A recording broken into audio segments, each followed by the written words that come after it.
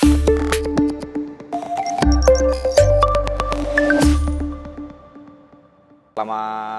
siang, selamat berjumpa kembali dengan channel YouTube saya, Damas Ray Motivation. Hari ini saya ingin berbagi sesuatu yang dapat kalian lakukan untuk mendapatkan satu sisi keuntungan baik buat bisnis ataupun kehidupan kalian sehari-hari. Oke, yang pertama mungkin saya ingin mengupas tentang analisa candaan ya, yang mana candaan bisa membawa ke arah popularitas. Nah, bagaimana ini bisa terjadi?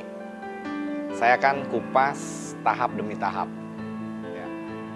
Jadi banyak orang sebenarnya kalau kita berbicara tentang sebuah candaan, tentunya kadang ada istilah kalau orang sering bercanda itu awet muda tuh.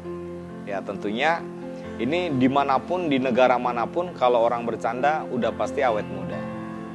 Dan kebahagiaan itu biasanya identik dengan selalu bercanda. Dan orang yang selalu bercanda ditafsirkan tuh orang yang biasanya tidak banyak beban. Padahal kita tidak tahu tuh yang sebenarnya. Nah, dalam hal ini canda-canda setiap orang mungkin berbeda-beda ya. Ada yang bercanda dia cerita tentang sesuatu yang lucu, ada yang bercanda tentang kejadian-kejadian konyol yang pernah dialami dirinya atau temannya, bahkan kejadian-kejadian yang pernah mungkin sesuatu yang belum pernah dialami dalam kehidupan keluarganya. Nah, ketika diceritakan, ini biasanya menjadi sebuah hal yang lucu atau bisa dikatakan candaan. Nah, tapi hari ini saya ingin berbicara tentang analisa candaan terhadap popularitas. Nah, yang sekarang kita lagi booming adalah tentang candaan teman kita ya, Ade Londok tuh ya. Yang sekarang mungkin kita sudah tahu nih, sekarang dia jadi artis tuh, walaupun pendatang baru. Nah, kalau bisa dikatakan kenapa dia jadi artis atau pendatang baru, di dunia perfilman atau di dunia komedi, ini kebetulan rezekinya atau bagaimana? Nah, kita nggak bisa menjawab itu. Tetapi yang paling penting hari ini yang ingin saya sampaikan adalah asal muasal kenapa Ade Londok ini terkenal, ya. Jadi bermula dari sebuah makanan khas Sunda ya di Bandung, ya, yang namanya itu dimulai dengan huruf O tuh. Dan diakhiri dengan huruf eng kalau bahasa Sunda. Kalau dipanjangin namanya itu odading gitu. Ya.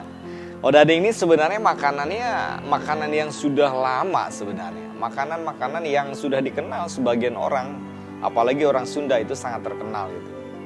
Ya, semacam kue kering ya kan, tetapi di dalamnya itu dia tidak keras, dia empuk lah seperti mirip roti, tapi biasanya kue ini teksturnya di luarnya keras, dalamnya lembek itu karena dia digoreng ya.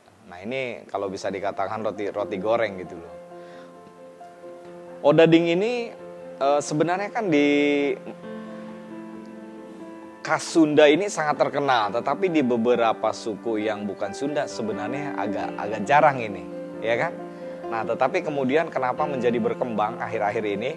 Di beberapa YouTube channel yang lain juga teman-teman tuh banyak sekali nih membicarakan tentang masalah odading gitu kan. Nah, rupanya teman kita ini Ade Londok ini pada saat dia bercanda atau memperkenalkan odading itu dia menggunakan nature ya atau natural ini. Dia tidak menyangka sebenarnya tujuan dia melakukan itu untuk apa, dia nggak tahu. Yang jelas dia melakukan itu adalah murni inisiatif dia. Dia bercanda, dia mendeskripsikan odading itu rasanya seperti apa. Terus dia mengistilahkan seolah-olah dia berhalusinasi jadi apa gitu kan ketika dia merasakan odading itu. Nah, ternyata dia tidak menyangka bahwa candaannya dia itu rupanya dilihat bahwa ini candaan ini menarik minat orang gitu. Ya kan? Ada sebagian orang yang candaan itu membuat sebuah insting penasaran. Ya penasaran. ini odading ini apa kok sampai dibikin halus seperti itu gitu loh. Padahal odadingnya odading biasa kan gitu. Tempat penjualnya juga penjual di pinggir jalan gitu kan. Dan Ade Londok ini mohon maaf ya kan, dia juga bukan keturunan artis dan sebagainya. Tetapi dengan candaannya dia itu tentang odading, ya kan, rasanya yang kemarin sempat viral sih, itu dikatakan bahwa ada mengucapkan ini ya. Tetapi kalau di Sunda itu sebenarnya bukan kasar. Nah itu adalah candaan yang paling ekstrim tuh gitu loh. Tetapi karena sekarang ini zamannya undang-undang ITE, ada hal-hal yang memang harus difilter. Nah tetapi dia juga mengibaratkan kalau makan odading nih kayak seperti Iron Man gitu loh. Nah ini kan Iron Man ini kan tokoh ini ya, Avenger nih. Avenger ini tokoh-tokoh ini nih superhero di dunia perfilman gitu loh. Nah lalu kemudian dengan odading ini hubungannya apa? Nah rupanya karena si Ade Londok ini menggunakan pendekatan yang bercanda, tetapi ada unsur halunya juga, akhirnya orang penasaran. Odadingnya seperti apa sih kok sampai sebegitunya sampai menarik minat banyak orang gitu loh. Nah ternyata gara-gara videonya itu akhirnya ada beberapa orang yang merasa tertarik. Jadi tertarik itu sebenarnya bukan ke Ade Londoknya sebenarnya. Tertariknya itu kepada odadingnya. Odading seperti apa sih yang diiklankan itu gitu. Nah tetapi karena odading itu identik dengan Ade Londok, maka sudah pasti paralel itu. Ya kan, ketika penasaran sama odading sambil mengingat candaannya gitu. Wah, kalau odading Mang Oleh rasanya ya titik-titik banget lah gitu kan. Nah jadi disitulah ternyata viral sekali sekarang ini kan. Bahkan sampai hari ini kita juga masih sempat tahu, bahkan anak-anak kecil sekarang semuanya bicara tentang candaannya sama Ade Londok ini kan gitu. Nah dengan begitu akhirnya kan banyak menimbulkan animo masyarakat ini. Odading seperti apa sih itu, di mana gitu, harganya berapa. Jadi rasa penasaran itu muncul gitu kan. Nah Indonesia ini kebetulan adalah masyarakat yang latah gitu kan. Ketika ada sesuatu yang viral, maka orang berbondong-bondong tuh gitu, pengen tahu gitu. Ya kan, kalau satu orang menyebarkan A, dua orang menyebarkan B, lalu kemudian semua masyarakat membicarakan tentang masalah odading. Nah dari sini saya ingin membuat sebuah kesimpulan tuh. Ternyata candaan-candaan yang kayak kemarin yang dikatakan Mang Oleh itu, odading Mang Oleh itu yang dikatakan Ade Londok, akhirnya menimbulkan sebuah rasa penasaran, ketertarikan terhadap sesuatu. Iya kan? Nah, akhirnya karena media meliput baik yang media-media resmi ataupun tidak resmi atau yang personal, media personal. Akhirnya si Kang Ade Londok ini kan menjadi viral. Nah, lalu kemudian di mana-mana orang kenal dengan Ade Londok. Ade Londok identik dengan odading. Nah, pertanyaannya, kenapa sih pembuatnya nggak terkenal? Ya kan, padahal dia mengiklankan sesuatu tanpa dibayar itu. Dia membuat sebuah juk-juk yang berhubungan dengan masalah makanan. Jadi Ade Londoknya si pengiklannya terkenal, tapi yang punya odadingnya malah nggak terkenal. Nah ini yang dikatakan, apakah ini personal branding? Apakah ini candaan branding? Apakah ini semacam kebetulan atau hoki? Nah, kita akan ulas satu persatu ya. Yang pertama, saya ingin berbicara tentang masalah candaan. Kalau dilihat dari analisa kita hari ini bahwa candaan odading Mang Oleh itu kalau dari substansinya sebenarnya kan candaan-candaan khas sekali orang Sunda itu. Iya kan? Tetapi candaan khas sekali orang Sunda ini kayaknya diramu sedemikian rupa deh si Mang Ade ini. Ya, ketika dia bercanda mimik mukanya itu, ya kan, bentuk mulutnya sambil makan. Itu kan ini dikolaborasikan menjadi sebuah sistematika candaan yang akhirnya mampu mempengaruhi orang. Ya kan? Akhirnya mempengaruhi orang untuk ingin mencoba merasakan ini seperti apa odading. Jadi dari substansinya candaannya sebenarnya candaan biasa. Ya kan, tetapi dari ekspresi atau kolaborasi body language ya membuat orang tuh, kasarnya orang itu ngiler ya. Ngiler ini, ingin mencoba merasakan gitu loh. Jadi ini kalau ada candaan tentang sebuah makanan yang diekspresikan dengan sedemikian rupa, ya kan? Dan dilakukan dengan nature, natural, alami, tanpa ada transaksi semacam dibayar ya. Maka ini biasanya menghasilkan sebuah aura tuh. Aura candaan yang membuat pengaruh yang terdistribusi sangat masif gitu. Beda halnya dengan si pengiklan yang memang dibayar, semua skrip bahasanya sudah disusun. Nah ini akan berbeda. Mungkin candaannya lucu juga, orang menarik. Tetapi karena ini nature, natural, tidak dibayar, sehingga ada sebuah bentuk aura candaan yang tidak bisa dimiliki oleh orang-orang pada umumnya gitu. Nah, dari sisi marketing apa yang bisa kita ambil kesimpulan dari yang pertama ini? Yaitu adalah bahwa ketika kita mengiklankan sesuatu untuk mendapatkan segmen pasar atau target pasar, sebaiknya memang menggunakan pendekatan-pendekatan yang alami, yang asli, tidak dibuat-buat, yang lebih dekat kepada masyarakat atau si user atau si pembeli gitu. Nah, oleh karena itu dari sisi bisnis, candaan yang mengiklankan produk kita kadang juga harus melalui pendekatan yang berbeda. Orang sudah bosan sebenarnya dengan iklan yang ditata sedemikian rupa, ya kan? Jangan-jangan Odading Mang Oleh juga kita tidak pernah tahu. Jangan-jangan ini juga disetting, tetapi settingnya indirect, tidak langsung, ya kan? Dibikin seolah-olah alami gitu kan? Kalau sekarang istilah candanya ngeprank gitu, ya kan? Jadi bikin seolah-olah beneran, tapi sebenarnya kan itu disusun sedemikian rupa. Nah, jadi dalam hal bisnis pun, dalam pendekatan marketing mungkin kita juga bisa gunakan pendekatan ini, yaitu melakukan sebuah simulasi semacam kondisi sosial yang apa adanya, lalu kita masukkan iklan atau candaan yang membuat sebuah viralitas yang tidak seolah-olah tidak disengaja. Padahal jangan-jangan ini sudah dilakukan sebuah skrip yang sempurna gitu loh. Ya, kita tidak pernah tahu teman-teman, ya kan? Yang kedua, kalau berbicara tentang masalah konsep-konsep yang dilakukan oleh Kang Ade Londok ini tentang masalah akhirnya dia menjadi terkenal, bahkan menjadi artis gara-gara dia iklan Odading. Apakah iklan ini akan bertahan lama atau tidak? Akan mampu menjangkau seluruh Indonesia sampai dia redup atau tidak? Nah, saya berikan analisa sebagai berikut ya.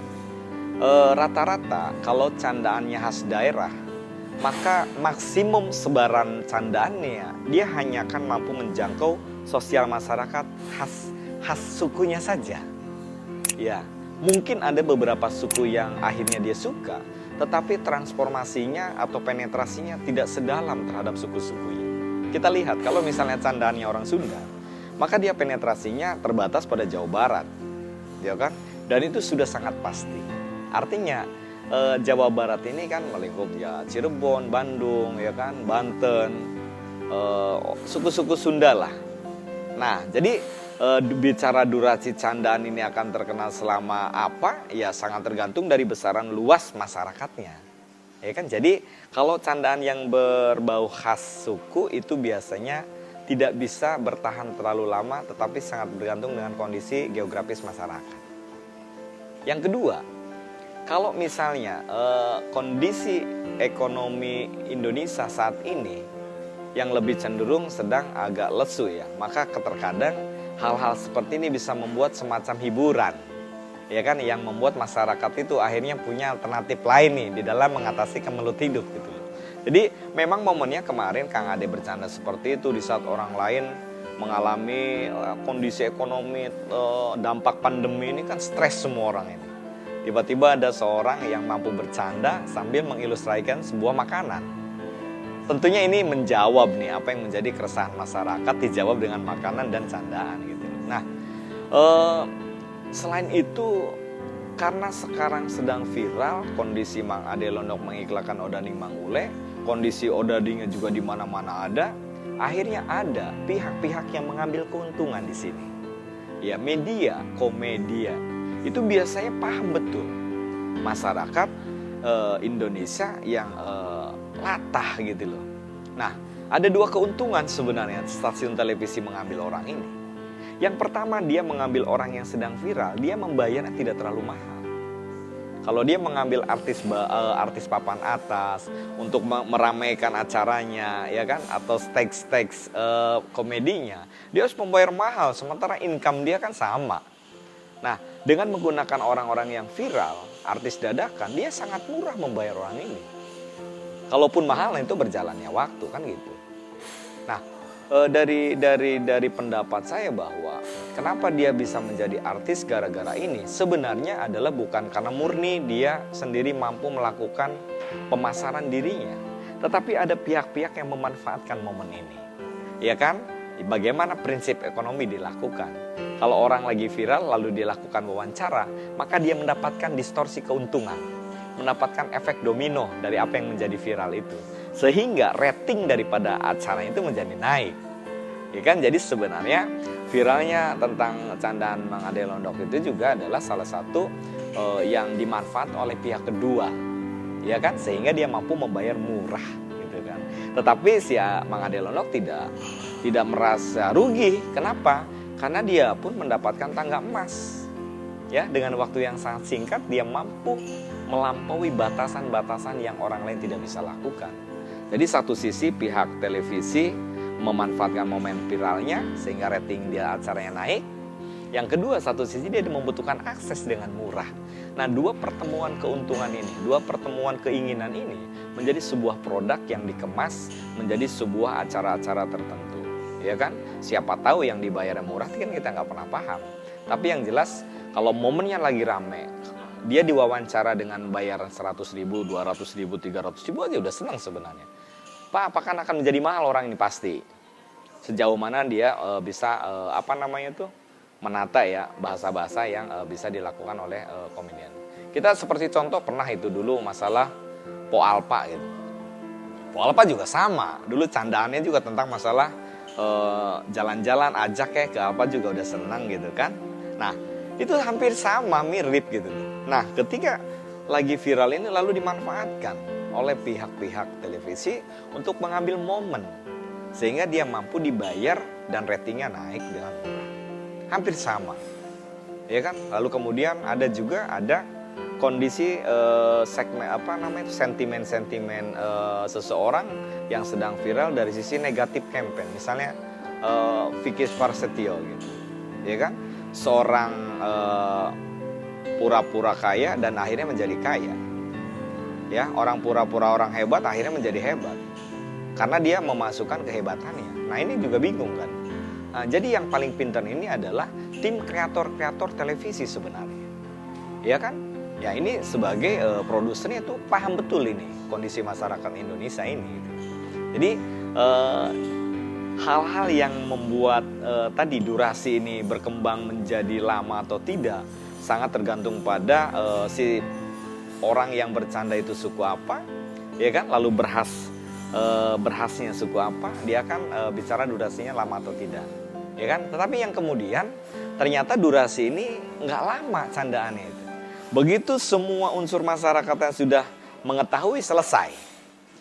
Nah, jadi yang sekarang viralnya itu dimasukkan ke dalam sebagai salah satu tiket untuk menjadi artis dadakan di televisi. Jadi sekarang Mang Ade Londok bukan lagi seseorang yang mengiklankan odading. Odadingnya sudah lesu sekarang.